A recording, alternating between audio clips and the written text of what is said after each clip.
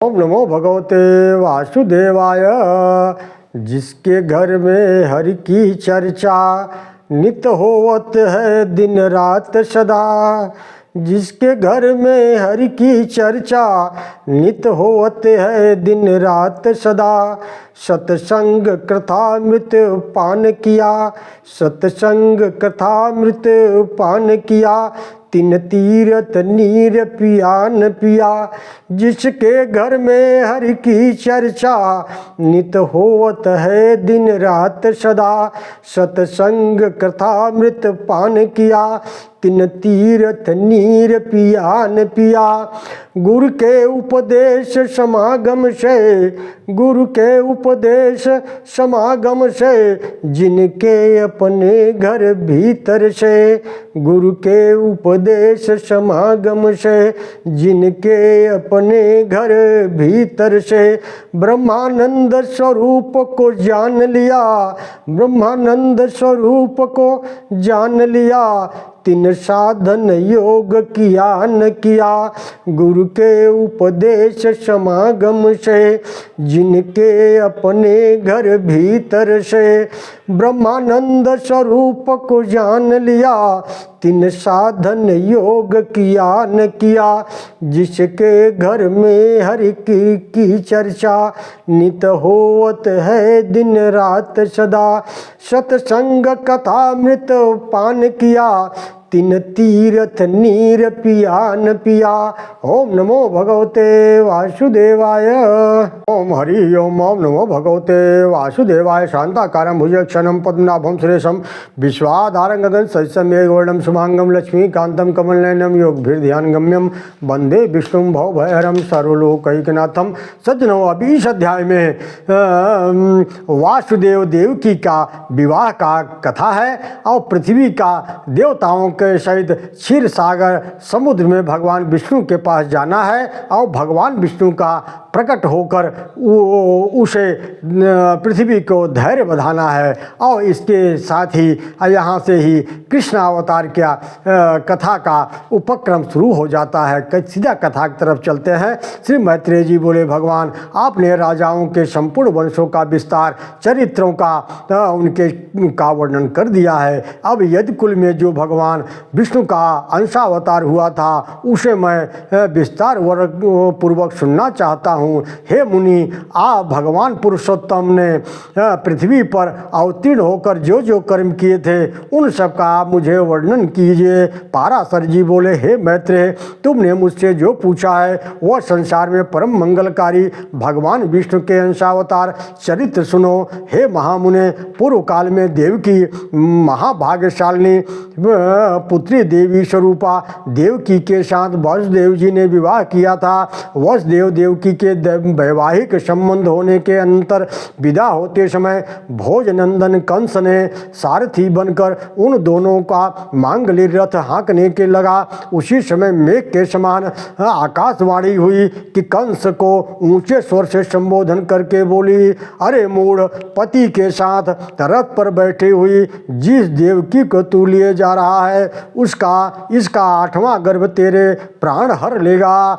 या में ताम बहवे बसे मूढ़ सभर्ता रथे स्थिताम। अस्यास्तावाष्टमो गर्भ प्रणाना परिष्यति।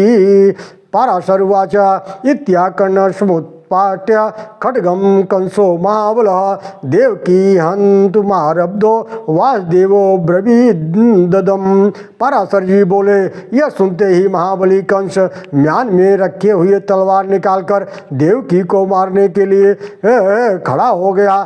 तब वासुदेव जी कहने लगे, हे महाभाग, न हत्वा महाभाग देवकी भवतानघ समर्पयिष्यति सकलान् गर्भान् वास्तोदरोद्भवान। हे महाभाग, आप देवकी का वध न करें, मैं इसके गर्भ से उत्पन्न हुए सभी बालक आपको सौंप दूंगा।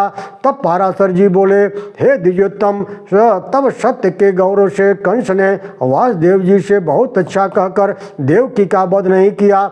इसी समय अत्यंत भार से पीड़ित होकर पृथ्वी गौ का रूप धारण करके ब्रह्मा जी के सहित देवताओं को प्रणाम कर खेद पूर्वक करुणावस्था में बोलती हुई अपना सारा वृत्तांत कहा।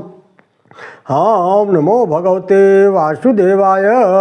पृथ्वी बोली, जिस प्रकार अग्नि सुवर्ण का तथा सूर्य गो किरण समूह का परम गुरु है, उसी प्रकार संपूर्ण गुरु श्री नारायण मेरे गुरु हैं। वे प्रजापतियों के पति पूर्वजों के पूर्वज ब्रह्मा जी हैं तथा वे ही कला काष्ठा निमेष स्वरूप अव्यक्त मूर्त मान काल हैं। आदित्य, मरुदगण, सांध्यगण, रुद्र, वसु, अग्नि, पितृगण तथा अत्रियाज प्रजापति गण ये सब विष्णु के ही रूप हैं। यक्ष, राक्षस, दैत्य, पिशाच, सर्प, दानव, गंधर्व और अप्सरा आदि भी महात्मा विष्णु के ही रूप हैं। ग्रह, नक्षत्र, तारागण से विचित्र चित्रित आकाश, अग्नि, जल, वायु और मैं इंद्रियों के संपूर्ण विषय, यह सारा जगत विष्णुमय ही है। ये दिव्य मूर्तिधारी देवगण हैं। इस समय मेरे ऊपर महाबलवान गर्वीले दैत्य राजों की अनेक अक्षौणी सेनाएं खड़ी हैं। मैं आप लोगों को यह बतलाने के लिए आई हूँ कि अब मैं अत्यंत भार से पीड़ित होकर अपने को धारण करने में सर्वथा असमर्थ हूँ। हे महाभागगण, आप लोग मेरे भार उतारने का कोई उपाय कीजिए। पृथ्वी के इन वाक्यों को सुन करके देवताओं की प्रेरणा से भगवान ब्रह्मा जी ने कहा। ब्रह्मा बोले, हे देवगण, पृथ्वी ने जो कुछ कहा है वह सर्वथा सत्य ही है। वास्तव में मैं शंकर, आप सब लोग नारायण स्वरूप ही हैं। आओ हम सब मिल करके क्षीर सागर चले, वहाँ श्री हरि आराधना करके संपूर्ण वृत्तांत उनसे निवेदन कर दें।